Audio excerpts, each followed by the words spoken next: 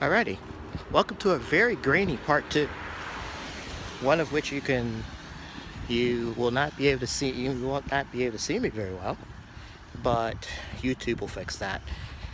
But it's still the night in Maryland Heights, and I'm heading home. And after picking up a couple quick snacks at Walgreens, I just wanted to take a walk. And as I said in part one, to just clear my head a little bit and gives me a second to uh, draw up this little speech. So if those who figure in YouTube get to know, who I am, you get an opportunity to do so. The voter's guide that was in Friday after last Friday's post, that was dated Friday, March 25th. So if you are a little bit of a pack rat like myself, although I for of all the things of the days of voter's guide, I don't have that one. So, but Friday, March 25th, you can do that. You can go online to the post now and navigate your way to the municipal elections on April 5th. And there's a couple of other things going on. There's a couple of key ballots that we have to vote upon. But I want to talk about something else first, and that is the lack of engagement in the primaries. And if I do nothing else over these next few days, I really, really want to push the bar to a little bit more than 20% or participation in this primary election. I haven't met the three other individuals running for Kent's seat. For all that I know, those of us who have traveled the neighborhood only know that Gavin Park is the one that's running, but it's not true. There's three others. Some of my closest friends know that I'm running. Others in the Maryland Heights community know that as well, and I'm not afraid of that. I'm not ashamed of that. So as my first video talked about, what do I stand for? What do I want? I want to preserve the integrity of Maryland Heights. I want to preserve, a bit of the old school, but be understanding and progressive, because things are changing, and they're changing in front of us, and they're changing quickly. And we would be remiss if we were not aware and understanding. As some of our houses begin to get a little older, we're putting up new fences, we're doing additional landscaping and things to continue to beautify and keep our property values in a good place, which makes it critically important for some of the propositions that are on the ballot to be voted upon. One of them being a municipal tax that probably a lot of us don't know about, but you should be aware of it.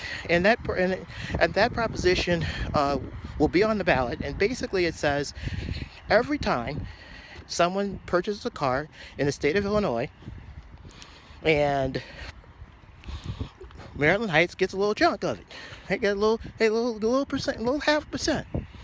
That's not an unfair chunk of change. And at our last all ward meeting at the beginning of this month, it was estimated that's about 50 grand that we would lose if we voted no. So, I could say that I'm going to vote yes on that one, and I'm going to, simply because that's 50 grand that the city council does not have to figure out where it gets cut.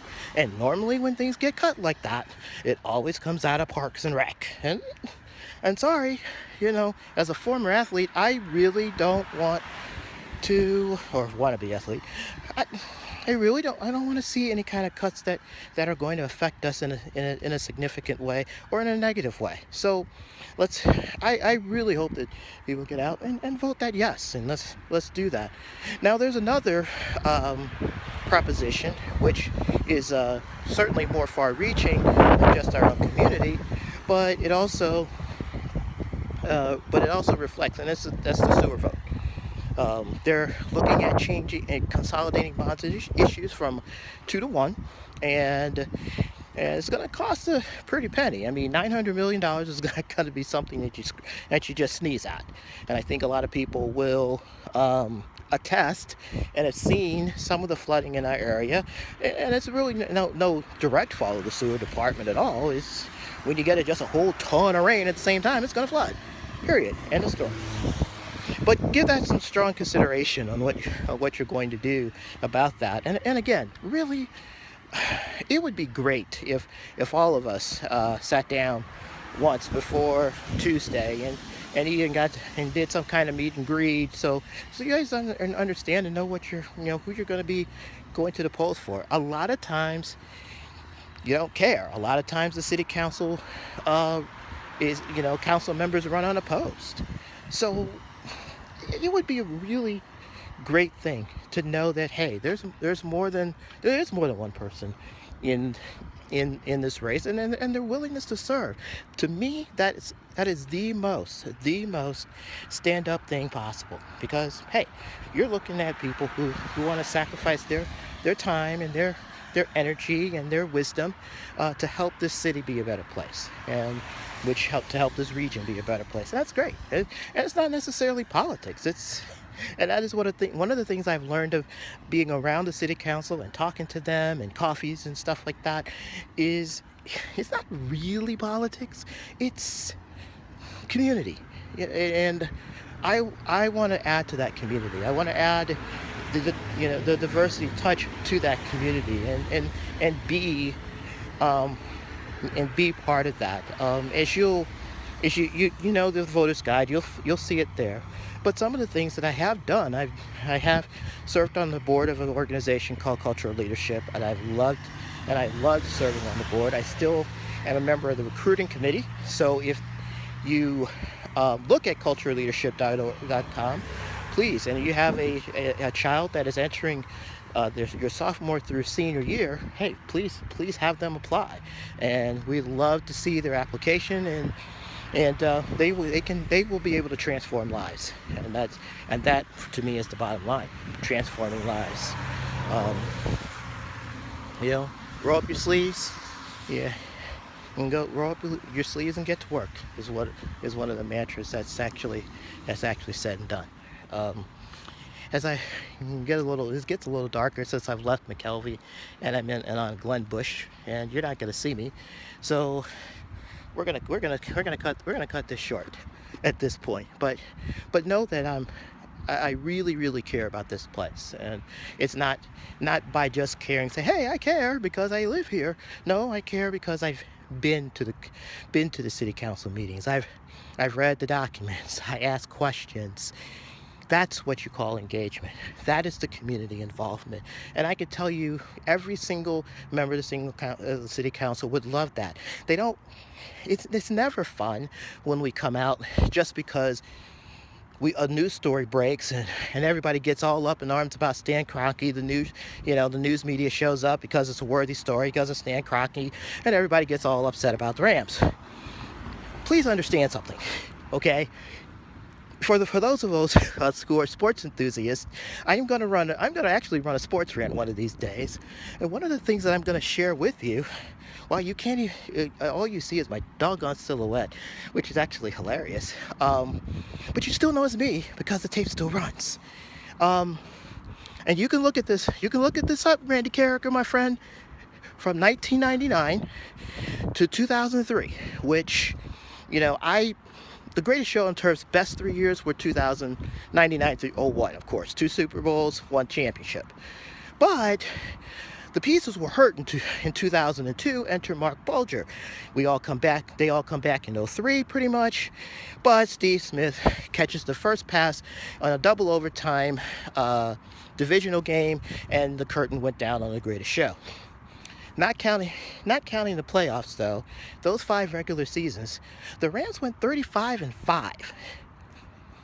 35-5. 3 of those 5 losses within the 2000 season. I was there for them. New Orleans, Hazlitt, rivalry, Horn. Anyway, see, I'm back just for a minute because we're at the light at here at Shelter Hill and Glen Bush. And this is the residential part, and I love this. This is like I said, this is one of the main subdivisions here within Maryland Heights, and of course primary to Ward 1. But there are apartments here, and I really want to encourage those who live in the apartments to not think that what they think or feel is not important.